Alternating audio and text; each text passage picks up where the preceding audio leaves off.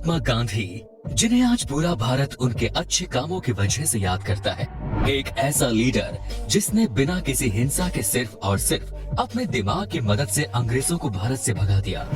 जहां एक और अहिंसा का पाठ पढ़ाने वाले गांधी जैसे महान इंसान ने हमारे देश में जन्म लिया, वहीं दूसरी ओर नाथूराम गोडसे जैसे गांधी के हत्यारे ने भी हमारे देश में जन्म लिया। भले ही इतिहास में नाथूराम गोडसे को एक बहुत ही सनकी आदमी बताया जाता हो, पर सच्चाई तो यह है कि आज हमारा देश महात्मा गांधी और नाथूराम गोडसे के बीच बटा हुआ है। जहां कुछ लोग नाथूराम गोडसे को हत्यारा मानते हैं, तो वहीं कुछ लोग ये भी मानते हैं कि नाथूराम गोडसे ने महात्मा गांधी को मारकर अच्छा किया। पर क्या सच में नाथूराम गोडसे ने महात्मा गांधी को मारकर अच्छा किया था? और ऐसी क्या मजबूरी आ गई कि गोडसे को अपने आदर्श गांधी जी को ही मारना पड़ा?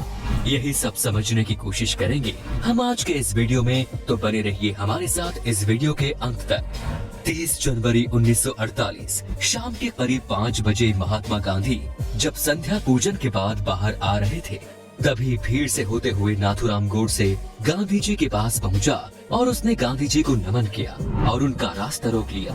ये सब देखकर गांधी जी की बेटी मनु ने गोडसे को साइड हटने के लिए कहा, पर फिर भी नाथूराम गोडसे यहाँ से नहीं हटा और उसने गांधी जी को धक्का दे दिया। जिसके बाद कोई कुछ समझ पाता उससे पहले ही नाथूराम गोडसे ने अपने पास छुपा रखी एक पिस्टल को निकाला और गांधी जी के सीने पर लगातार 3 गोलियां दाग दी, जिससे गांधी जी लहूलुहान हो गए। पर गांधी जी को गोली मारने के बाद भी नाथूराम गोडसे वहां से नहीं भागा और वो वहीं पर निडर होकर खड़ा रहा। गांधी जी को इस तरह से लहूलुहान देखकर उनके समर्थक पूरी तरह से भड़क चुके थे और उन्होंने तुरंत ही नाथूराम गोडसे को पकड़ लिया और उसे पीटना शुरू कर दिया। एक और गांधी जी लहूलुहान पड़े थे, वहीं दूसरी ओर उनके समर्थक उनके ही विचारों की हत्या कर रहे थे और अहिंसा के रास्ते पर उतर चुके थे। काफी देर तक भीड़ नाथूराम गोडसे को पीटती रही, जिसके बाद पुलिस ने बड़ी मुश्किल से नाथूराम गोडसे को भीड़ से छुड़ाया और गिरफ्तार कर लिया। जिसके बाद ये खबर मीडिया और अखबारों में तेजी से फैल गई कि गोडसे ने गांधी जी की हत्या कर दी। पर दोस्तों, हम आपको बता दें कि गोडसे का ये गांधी जी को मारने का पहला प्रयास नहीं था, बल्कि इससे 10 दिन पहले यानी कि 20 जनवरी 1947 को भी गोडसे ने गांधी जी को मारने का प्रयास किया। दरअसल 20 जनवरी 1947 को जब गांधी जी एक सभा को संबोधित कर रहे थे, तब नाथूराम और उनके साथियों ने इस सभा में अचानक एक ग्रेनेड फेंक दिया, जिससे यहाँ पर हलचल मच गई और सभी लोग इधर उधर भागने लगे। और यही नाथूराम गोडसे और उसके साथियों का प्लान था। उन्होंने सोचा था कि जब भीड़ गांधी जी से अलग हो जाएगी तो वो दूसरा ग्रेनेड गांधी जी पर ही फेंक देंगे, जिससे उनकी मौत हो जाएगी। मगर दूसरा ग्रेनेड फेंकने से पहले ही नाथूराम गोडसे के एक साथी दिगंबर बाडगे ने ग्रेनेड फेंकने से मना कर दिया और वो काफी डर गया, जिसकी वजह से नाथूराम गोडसे और उसके साथियों को यहाँ से भागना पड़ा। यहाँ पर नाथूराम गोडसे का एक साथी मदनलाल नहीं भागा, जिसके बाद पुलिस ने उसे गिरफ्तार कर लिया और इस हमले में शामिल नाथूराम गोडसे और उसके सभी साथियों को ढूंढने की कोशिश शुरू कर दी। वहीं दूसरी ओर अब नाथूराम गोडसे और उसके सभी साथी अलग अलग हो चुके थे।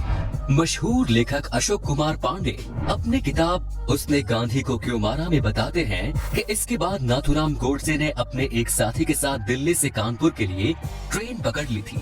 मगर इस ट्रेन में बैठने के बाद नाथूराम गोडसे को काफी पछतावा हो रहा था और इसी ट्रेन में बैठकर उसने ये प्रण लिया कि अगली बार वो गांधी जी को खुद अपने हाथों से मारेगा और किसी पर भी निर्भर नहीं रहेगा।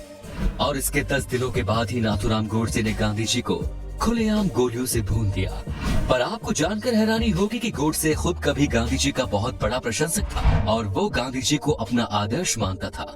जब गांधी जी नॉन कॉर्पोरेशन आंदोलन चला रहे थे तो नाथूराम गोडसे अपने स्कूल में था और वो गांधी जी से बहुत ज्यादा प्रभावित था। पर तभी इस आंदोलन के दौरान ही कुछ लोगों ने हिंसा करनी शुरू कर दी, जिसकी वजह से गांधी जी बहुत ही ज्यादा दुखी हुए और उन्होंने इस पूरे के पूरे आंदोलन को ही बंद कर दिया। और जैसे ही गांधी जी ने इस आंदोलन को बंद किया, तब से ही नाथूराम गोडसे के मन में गांधी जी के लिए नफरत उभरना शुरू हो गई। जब गोडसे को गिरफ्तार किया गया तो कोर्ट में पेश होते ही उससे पूछा गया कि आखिर उसने महात्मा गांधी को क्यों मारा, तो इसके जवाब में उसने कहा था कि गांधी जी को मारने के उसके पास कई वजह थी। गोडसे के अनुसार गांधी जी ने हमेशा ही देश के हिंदुओं के साथ नाइंसाफी की थी और वो हमेशा ही मुस्लिमों के हितों में ही फैसले लेते थे। यहाँ तक कि नाथूराम गोडसे गांधी जी को भारत के बंटवारे का कारण भी मानता था उसके अनुसार गांधी जी की वजह से ही भारत के दो टुकड़े हुए।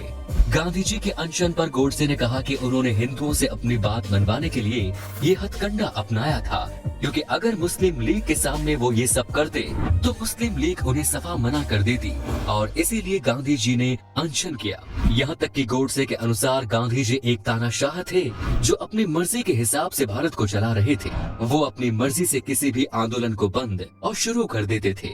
आगे गोडसे ने कहा कि मुझे गांधी जी को मारने का कोई भी पछतावा नहीं है, और मैं अभी भी यही मानता हूँ कि मैंने गांधी जी को मारकर सही किया, क्योंकि वो इसी लायक थे। उन्होंने हमेशा ही भारत के हित में फैसले नहीं लिए, बल्कि पाकिस्तान को ज्यादा अहमियत दी। कोर्ट में गोडसे ने कहा कि मैंने गांधी जी को मारकर कोई गलत काम नहीं किया, बल्कि गांधी जी को मारकर मैंने देश पर एक बहुत बड़ा उपकार किया है।